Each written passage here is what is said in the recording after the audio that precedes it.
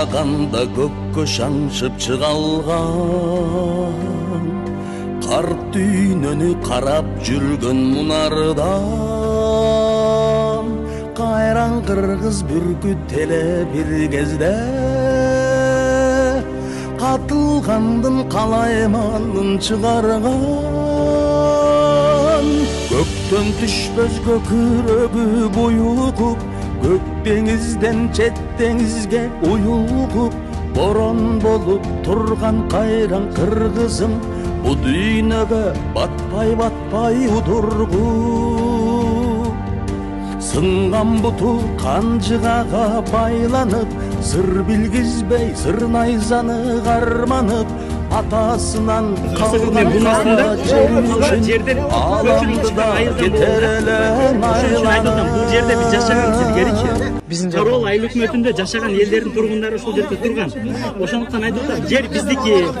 Жер азыр договорду алар тарап коюп атат, же биз тарап коюп атат. Ошону мен билгим келип атат да.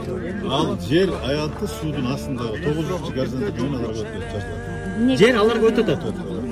Мен ушуну билгим келди, ошол. Жер өтүп атат экен туугандар.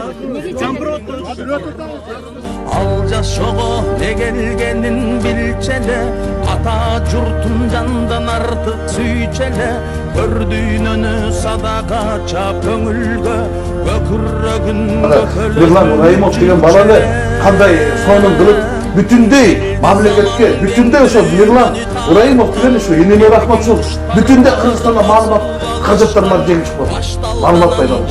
Эл ошонун гана маалыматына ишенип ынанып тура албады. Башка маалымат каражаттарын калпайталсыңдар.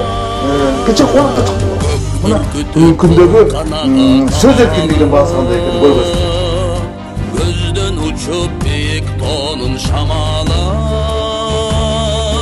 көз моккогон канаттарын уктаган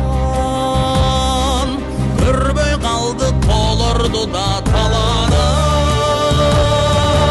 ал унуткан көк белжиген мекенин ал унуткан каалаганга жетерин ал унуткан теңир берген бийигин ал унуткан улуу доорун кечеги нечен кылым токканада кысылып бүркүтүңдүн тукуму да бузулуп көктү койчу көчөнүн чет жагына көргөн жанжак албай кушту учуруп токканада ток болуп калышмак ток бүркүткөн эртеңгиси табышмак улуулугу качып баратканынан унутулган уламыштай алыста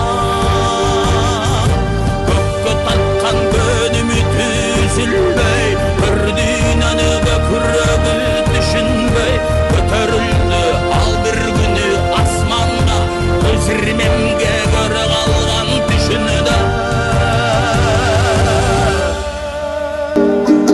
Түбөлүк эч ким баш эмес, аны түшүнбөй коюу жакшы эмес. Бирок акыйкат айтсаң чоңдоргоң ар дайым эле жакшы эмес.